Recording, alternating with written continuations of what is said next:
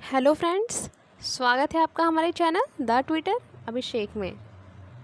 तो आज की इस वीडियो में हम पढ़ने वाले हैं तलाश कहानी, जो कि जयप्रकाश कदम की है। यह एक दलित कहानी है और यह लखनऊ यूनिवर्सिटी के एमए थर्ड सेमेस्टर के सिलेबस में लगी हुई है। तो आइए बिना देर करते हुए हम कहानी पढ़ना शुरू करते हैं। किराए का मकान तलाश करना रामवीर सिंह के लिए छोटी समस्या नहीं थी। एक सप्ताह से वह एक गेस्ट हाउस में रह रहे थे। हालांकि शहर में उपलब्ध होटलों की तुलना में गेस्ट हाउस बहुत महंगा नहीं था, लेकिन गेस्ट हाउस में रहने की एक सीमा थी। अधिक समय तक वहां नहीं रहा जा सकता था। दूसरे गेस्ट हाउस में भोजन आदि की सुविधा नहीं थी। चाय खाना सबके लिए उनको बाहर किसी होटल या ढाबे पर जाना पड़ता था। एक बार दफ्तर में आ जाने पर रामवीर सिंह का बाहर जाने को मन नहीं करता था, इसलिए कई बार वह खाना खाने की बजाय फल आदि खाकर ही काम चला लेते थे। रामवीर सिंह एक सरकारी अधिकारी थे। बहुत से लोगों के साथ उनका रोज संपर्क होता था। ऐसे में कोई उन्हें ढाबे पर खाना खाते देखेगा तो क्या सोचेगा। विभाग का कोई अधिकारी या कर्मचारी भी उसे देख सकता है। उनके मन में यह भाव भी हमेशा बना रहता था। फ़ोन ही उन्हें सबसे बड़ी दिक्कत महसूस होती थी। किसी से फ़ोन पर कोई बात करनी हो तो उसके लिए उनको गेस्ट हाउस के स्वागत पटल या किसी टेलीफोन बूथ पर जाना पड़ता है। इसके अलावा रामवीर सिंह को लिखने पढ़ने की आदत थी और उन दिनों वह प्रशासन और समाज में व्याप्त भ्रष्टाचार के अंतर संबंधों पर एक पुस्तक लिख रहे थे। उसके लिए भी उनकी तन्मयता नहीं बन पा रही थी। लिखने के लिए जिस तरह का वातावरण वह चाहते थे वह उनको यहाँ नहीं मिल पा रहा था। इन सब कारणों से गेस्ट हाउस में रहना उनको काफ़ी असुविधाजनक हो रहा था। एक सप्ताह से रामवीर सिंह अपने लिए एक सुविधाजनक मकान किराए पर ढूंढ रहे थे। ऐसा मकान जो ज़्यादा बड़ा ना हो, किंतु 2 कमरों का सेट जरूर हो, जिनमें एक कमरा बेडरूम और दूसरा ड्राइंग रूम के रूप में काम आ सके। और सबसे बड़ी बात यह है कि मकान में किसी तरह का शोर या डिस्टरबेंस ना हो, ताकि उनका लिखना पढ़ना निर्बाध चल सके। कई मकान उनको पसंद नहीं आए थे और जो 1-2 पसंद आए थे उनके मकान मालिकों ने ऐसी ऐसी शर्तें रखी थीं जो उनको स्वीकार्य नहीं थीं। दूसरे शहरों की तरह यह शहर भी जातिवाद से मुक्त नहीं था। जातीय भेदभाव और छुआछूत को वह इस एक सप्ताह के भीतर अच्छी तरह देख चुके थे। हालांकि जातीय घृणा और छुआछूत का व्यवहार दलितों के साथ होता था और वह भी दलित थे, लेकिन उनके साथ ऐसा कोई व्यवहार अभी तक नहीं हुआ था। उसका एक बड़ा कारण यह भी था कि उनके नाम से उनकी जात की कोई गंध नहीं निकलती थी, जिससे यह पता चलता है कि वह दलित हैं। दूसरे, वह उच्च शिक्षित और अधिकारी थे। उनके रहन सहन और खान पान का परिष्कृत ढंग था। तीसरे, वह किसी बस्ती या कॉलोनी में न रहकर अभी तक गेस्ट हाउस में रह रहे थे। रामवीर सिंह ने जो भी मकान अभी तक देखे थे, संयोग या असंयोग से वे सब ब्राह्मण या बनियों के थे और मकान मालिकों द्वारा रखी गई शर्तों में अन्य शर्तों के अलावा यह कॉमन शर्त थी कि मकान में मांस, मछली, अंडा आदि कुछ भी नहीं पकाया जाएगा और ना ही खाया जाएगा। रामवीर सिंह अंडा मांस खाने के आदी थे। उनका लगभग प्रत्येक संडे मटन डे होता था, इसलिए मकान मालिकों की अंडा मांस नहीं खाने की शर्त उनको असुविधाजनक लगती थी और वह इस शर्त को स्वीकार नहीं करते थे। लेकिन गेस्ट हाउस को खाली करने का समय आ गया था, इसलिए उन्होंने अपने आप से समझौता कर यह निश्चय कर लिया कि वह अंडा मांस नहीं खाने की शर्त को मान लेंगे और जो भी ठीक ठाक सा मकान मिल जाएगा उसमें शिफ्ट कर जाएंगे। शाम को दफ्तर से निकलकर वह दफ्तर के एक साथी के साथ एक मकान देखने गए। मकान किसी गुप्ता का था। मकान 2 मंजिला था। नीचे के हिस्से में, जो काफ़ी बड़ा था, गुप्ता का अपना परिवार रहता था।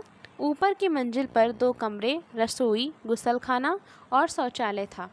कमरों के आगे छोटा सा बरामदा था। बाकी सारी छत खुली थी। बिजली पानी का मुकम्मल इंतजाम था। धूप, हवा आदि की दृष्टि से भी मकान बिल्कुल ठीक था। ऊपर आने जाने के लिए बाहर से अलग सीढ़ियाँ थीं। मकान का यह हिस्सा किराए पर उठाने के लिए ही बनवाया गया था। और शांत सहज रूप से रहने के लिए सर्वथा उपयुक्त था। राम सिंह द्वारा अब तक देखे गए सारे मकानों में यह मकान सबसे उपयुक्त था।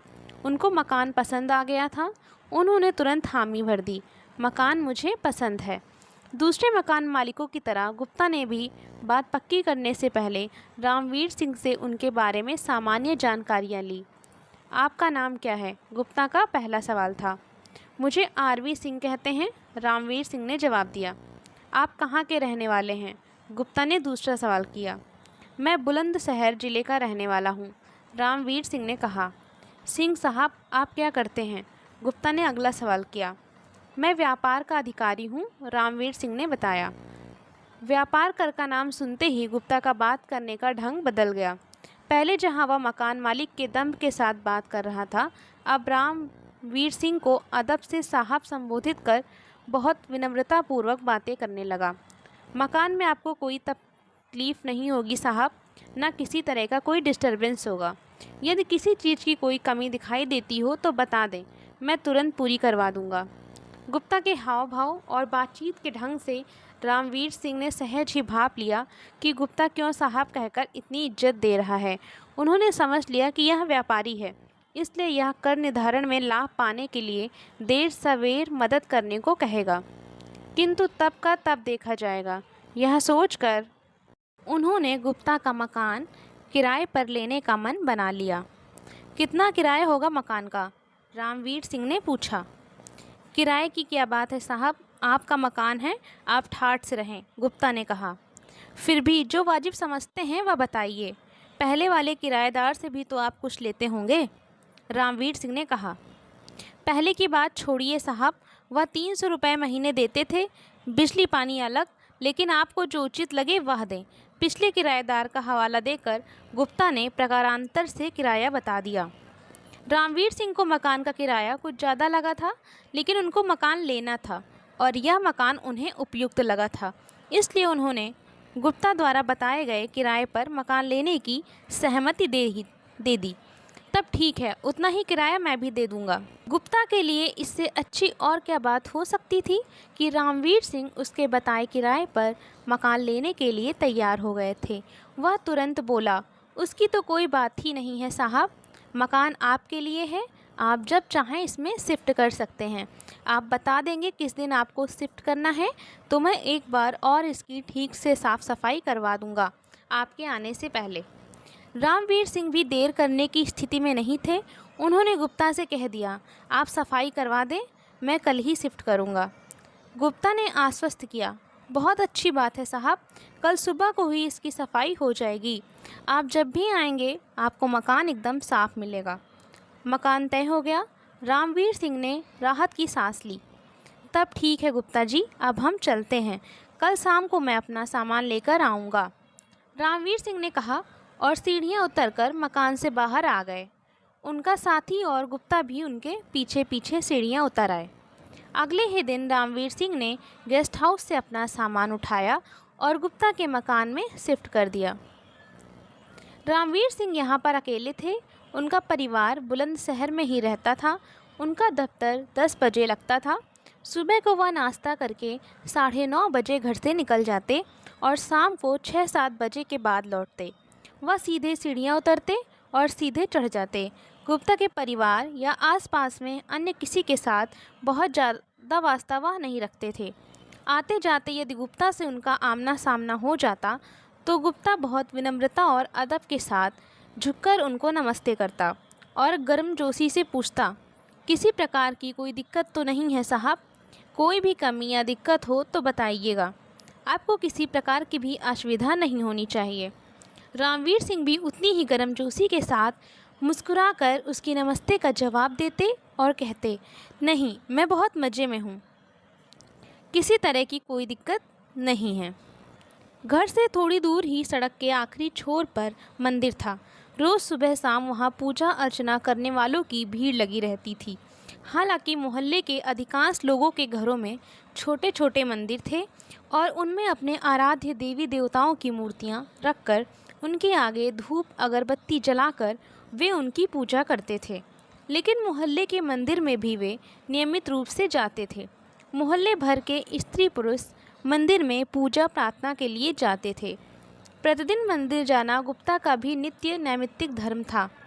आंधी तूफान भले ही टल जाए, गुप्ता का मंदिर जाना नहीं टलता था। मंदिर में पूजा करके तिलक लगवाए बिना उसके दिन की शुरुआत नहीं होती थी। गुप्ता के मकान में रामवीर सिंह एडजस्ट हो गए थे।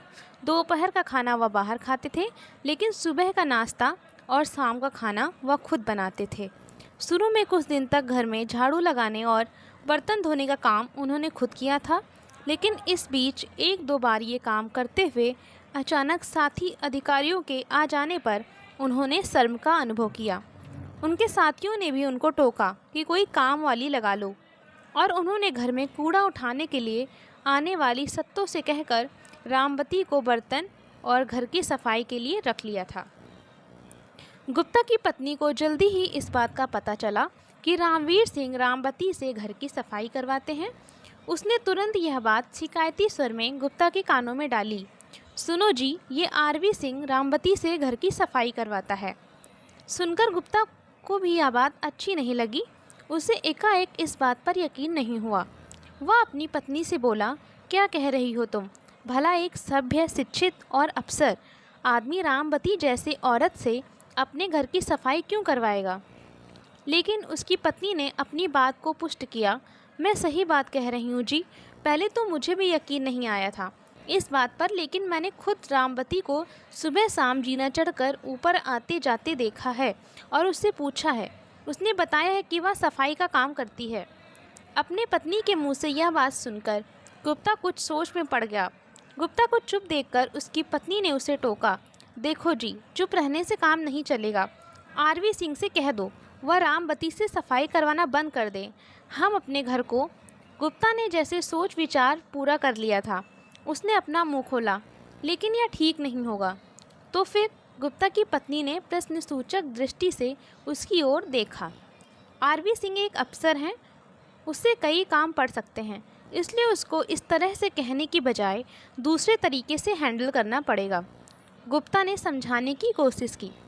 गुप्ता की पत्नी जैसे कुछ भी समझने के लिए तैयार नहीं थी। उसने उसी गुस्साए स्वर में कहा, अफसर है तो क्या हमारा धर्म बिगाड़ेगा वो?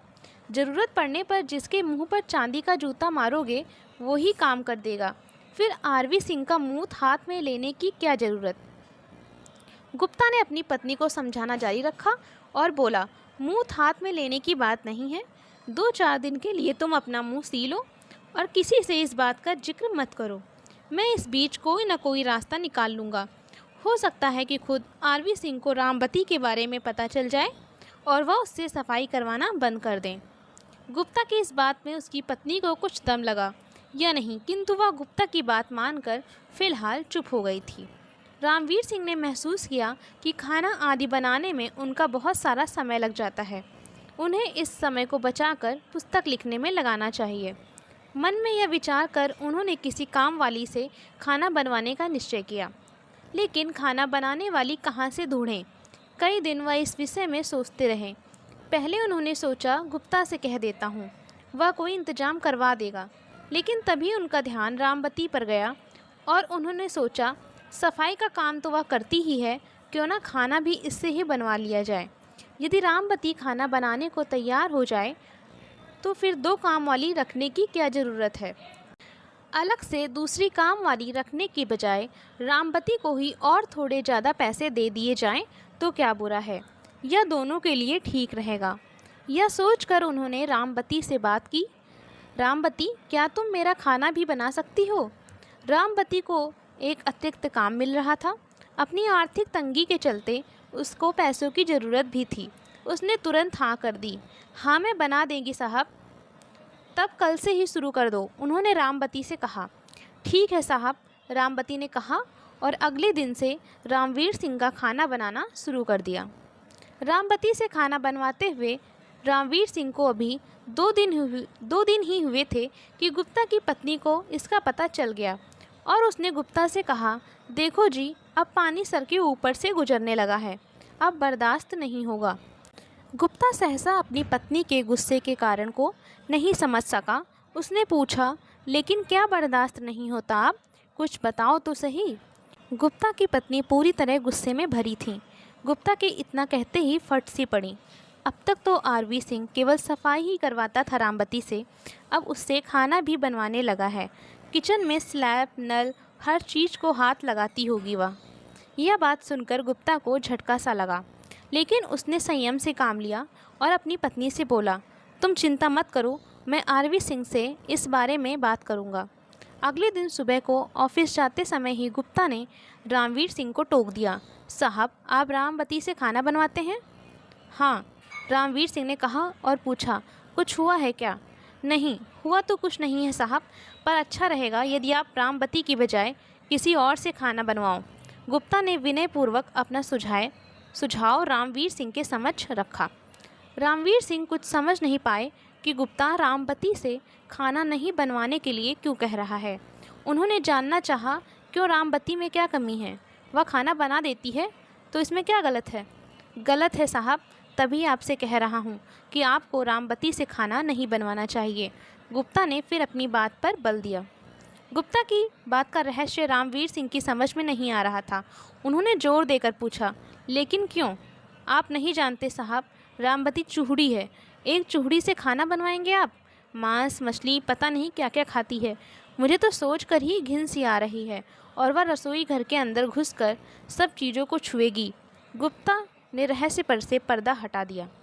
गुप्ता की यह बात रामवीर सिंह को अच्छी नहीं बल्कि बुरी लगी। उन्होंने गुप्ता से कहा, चूहड़ी है तो क्या हुआ, है तो वह भी इंसान ही, और फिर वह साफ शुद्ध रहती है।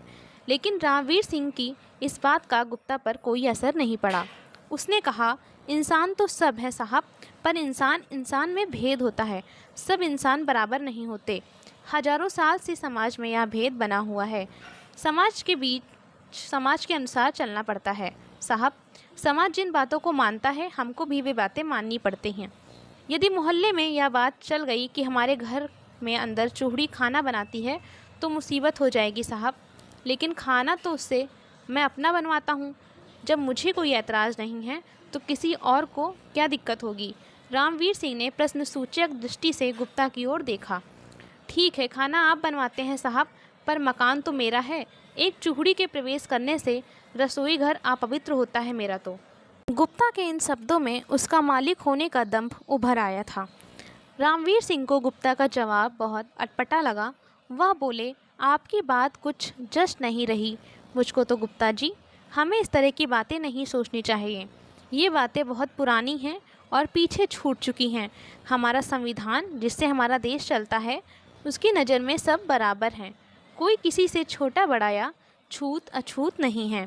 रामवीर सिंह ने गुप्ता को समझाने का प्रयास किया, लेकिन गुप्ता अपनी बात पर अडिग था। वह कुछ भी समझने के लिए तैयार नहीं था। वह बोला, संविधान से देश चलता है साहब, समाज नहीं। समाज परंपराओं से चलता है। इस पूरे मोहल्ले में ब्राह्मण बनिए रहते हैं, धर्म कर्म से चलने वाले। आपको मेरी बात नहीं जच रही है तो देख लीजिए साहब, आप रामबती से ही खाना बनवाना चाहते हैं तो आपको मकान खाली करना पड़ेगा। गुप्ता के मुंह से यह बात सुनकर रामवीर सिंह सन्न रह गए। भेदभाव की इतनी दुर्गंध इन लोगों के मन में भरी हुई है। उन्होंने सोचा, कोई अन्य बात हो तो मानी जा सकती है, जैसे वह गंदी रहती हो, उसमें चोरी चकारी की आदत हो, या उसे खाना ठीक से बनाना नहीं आता हो। पर रामबती में ऐसी कोई बात नहीं है।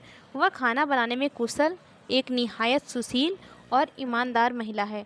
इसलिए केवल इस आधार पर उससे खाना नहीं बनवाने का कोई औचित्य नहीं है कि वह जाति से चूहड़ी है। ऐसा करना तो जातिवाद को बढ़ावा देना है। गुप्ता की बात मानकर रामबती से खाना बनवाना बंद कर देता तो छुआछूत और जातिवाद के सामने हथियार डाल देना होगा, जो समाज का सबसे बड़ा दुश्मन है, और इसका विरोध मैं आज तक करता आया हूँ। रामवीर सिंह के मन ने निश्चय किया कि वह रामबती से खाना बनवाना बंद नहीं करेंगे, और उन्होंने गुप्ता को जवाब दे दिया, यदि यह बात है तो मैं आपका मकान खाली करने के लिए तैयार हूँ, लेकिन जातिगत भेदभाव के आधार पर मैं रामबती से खाना बनवाना बंद नहीं करूँगा। और ऑफिस जाने की बजाय वह नए मकान की तलाश में निकल पड़े। तो यहीं से हमारी कहानी समाप्त होती है। अगर आपकी कोई क्वेरी है तो कमेंट करिए, और मिलते हैं नेक्स्ट वीडियो में। Thanks for watching. Like, comment, share and subscribe.